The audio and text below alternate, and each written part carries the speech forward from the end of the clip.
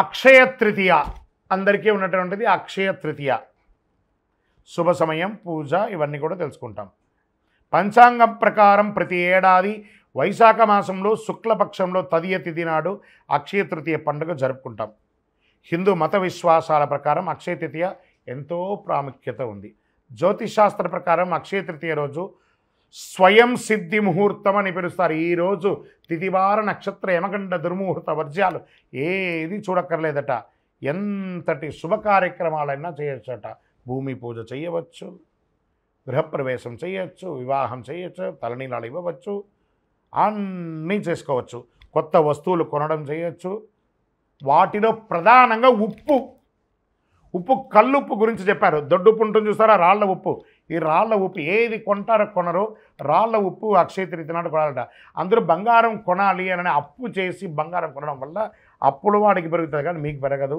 లేదా ఈరోజు బంగారం కొనమని శాస్త్రం చెప్పలేదు, అక్షయం అన్నారు. అక్షయం అంటే ఏంటి? తరగనిది. పవిత్రమైన రోజు ఎలాంటి శుభముహూర్తం చూడకుండా అన్ని పనులు చేసుకోవచ్చు. గ్రంథాల ప్రకారం ఈరోజు విలువైన వస్తువులు కొనడమే కాదు, విలువైన వస్తువులు కొనడం వల్ల అది ఆనవాయితీగా ఉంటుందని ఒక పేరుతో కొంటున్నారే కానీ శాస్త్ర ప్రమాణం లేదు. దాన ధర్మాలు మాత్రం చేయాలని ఉంది. వీలుంటే 10 మందికి భోజనం పెట్టండి, వస్త్రం ఇవ్వండి, ధాన్యాలు ఇవ్వండి అనివ్వండి. లక్ష్మీదేవి అనుగ్రహాన్ని పొందుతారట. ఈ ఏడాది అక్షయ తృతీయ 29 ఏప్రిల్ 2025 మంగళవారం సాయంత్రం 5:32 ప్రారంభమై మరుసటి రోజు అంటే ఏప్రిల్ 30 బుధవారం మధ్యాహ్నం 2:13 వరకు ఉంటుంది ఈ యొక్క అక్షయ తృతీయ. ఉదయం తిథి ప్రకారం ఏప్రిల్ 30 తేదీన అక్షయ తృతీయ పండుగ జరుపుకుంటారు. ఈ సమయంలో ఏ పని అయినా విజయం సాధిస్తారట. పవిత్రమైన రోజు చాలామంది వెండి బంగారం వాటిని పెట్టి పూజిస్తూ ఉంటారు. వస్తువులు కొనుగోలు చేస్తుంటారు, ప్రాధాన్యత ఇస్తుంటారు, పుస్తకం కూడా కొంటూ ఉంటారు. అంతేకాదు వివాహం, కొత్త ఇంటి ప్రవేశం, కొత్త వాహనం, ఏదైనా ఆస్తి కొనడం కూడా చేస్తూ ఉంటారు. అక్షయం అంటే ఎప్పటికీ తరగనిది. హిందూ పురాణ ప్రకారం వేదవ్యాస మహర్షి శ్రీ మహావిష్ణు అవతారంగా పరిగణిస్తారు. వ్యాసుడు అక్షయ తృతీయ రోజునే మహాభారతాన్ని రచించారని చెప్పబడుతుంది. అంతేకాదు పవిత్రమైన రోజే గంగమ్మ తల్లి దివి నుంచి భూమికి దిగి వచ్చిన భగీరథం అయినటువంటి రోజు. పరశురామ జయంతి కూడా అక్షయ తృతీయ రోజే జరిగింది. మత్స్య పురాణం 65వ అధ్యాయం ప్రకారం ఈశ్వరుడు పార్వతీదేవికి సర్వకామప్రదమైనటువంటి అక్షయ తృతీయ వ్రతం గురించి చెప్పారు. శ్రీ నారద పురాణం కూడా ఈనాడు చెయ్యి దాన ధర్మాలు అత్యధిక ఫలితాన్ని ఇస్తానని చెప్పబడుతుంది. కుబేరుడు అక్షయ తృతీయ రోజు లక్ష్మీదేవిని పూజించడం వల్ల ధనవంతుడయ్యాడట. మహాభారతంలో శ్రీకృష్ణుడు ద్రౌపదికి వస్త్రాభరణం అప్పుడు చీరను ప్రసాదించింది కూడా ఇదే రోజు. ఇంత అద్భుతమైనటువంటి రోజు ఖరీదైన వస్తువులు, బంగారు ఆభరణాలు, తమ సంపద, శ్రేయస్సు అన్నీ కూడాను భగవంతుని ముందర పెట్టి పూజ చేస్తారు.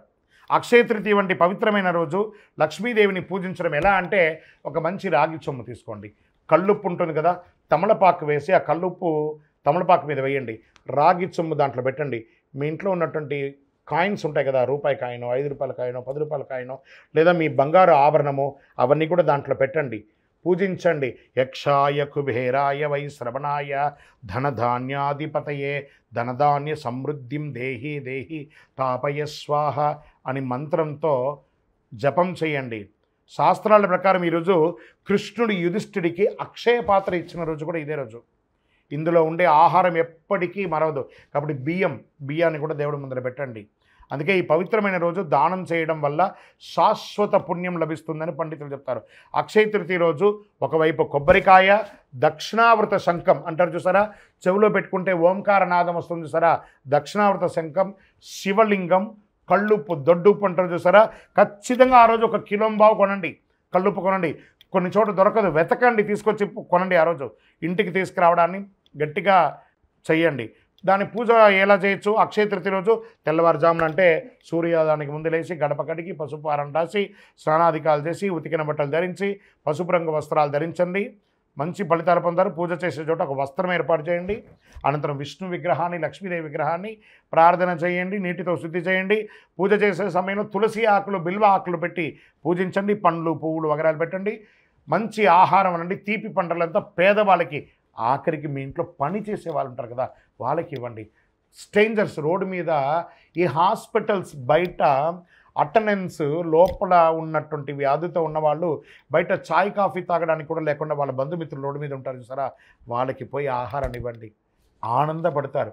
ఆ లోపల ఉన్న వైద్యం చేసుకున్న వాళ్ళు కూడా ఆరోగ్యం అవుతారు. ఇదే అక్షయ తృతీయ రోజు చేయవలసిన పనులు. దాన ధర్మాదులు ఎక్కువ చేయండి. పూజ ముగిసిన అనంతరం మహావిష్ణు స్వరూపంగా, లక్ష్మీదేవి స్వరూపంగా కొంతమందిని ప్రార్థన చేసి వాళ్ళకి దానం ఇవ్వండి.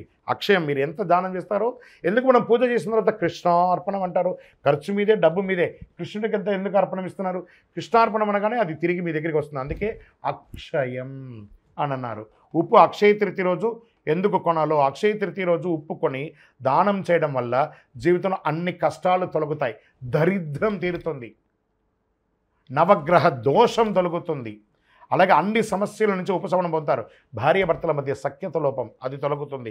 అక్షయ తృతీయ రోజు ఉప్పు దానం చేయడం వల్ల పూర్వీకుల ఆశీస్సులు పొందుతారు. అక్షయ తృతీయ రోజు ఉప్పు కొనడం వల్ల సాధారణ రాతి కాండ బాగా తెల్లగా ఉన్నటువంటిది అక్షయ తృతీయ రోజు రాతి ఉప్పు కొనడం వల్ల లక్ష్మీదేవి ప్రసన్నమవుతుంది. చూడండి, వంట అంతా చేస్తామండి, ఒక చుక్క అందులో ఉప్పు లేకపోతే ఎలా ఉంటుంది? అద్భుతమైన వంటే కదా, అదే లక్ష్మీదేవి. లక్ష్మీదేవి మోతాదుకి మించకూడదు, మోతాదు తగ్గకూడదు, అందుకే లక్ష్మీదేవి అందులో కూర్చున్నది. అక్షయ తృతీయ రోజు కొన్న ఉప్పును ఇంటిలో నీళ్ళలో ఒక చుక్క వేసి ఇల్లంతా తుడవండి, నెగిటివ్ వైబ్స్ పోతుంది. చిన్నపిల్లలు ఉన్న రూమ్లో ఒక గ్లాసులో పెట్టండి, మీ బాత్రూమ్స్లో కూడా ఒక గ్లాసులో పెట్టండి. మీరు సంపాదించే ప్రతి డబ్బుని ఒక మట్టి మూకుడులో ఉప్పు వేసి అందులో ఆ రోజు డబ్బుని అలా పెట్టి మరుసటి రోజు బీరువాలో పెట్టండి, చాలా నిలవ ఉంటుంది. ప్రయత్నం చేసి చూడండి. ఇలా ఎన్నో చెప్పుకుంటూ పోవచ్చు. అక్షయ తృతీయ రోజు, అక్షయ తృతీయ రోజు మీ మనసుకి ఏది నచ్చితే అలా చేయండి. ఆరోగ్యంగా ఉండి సంతోషంగా ఉండి. పరోపకారార్థే ఇదం శరీరం అన్నట్టుగా ఇతరులకి సహాయం చేయడానికి ప్రయత్నం చేయండి. విజయోస్తు.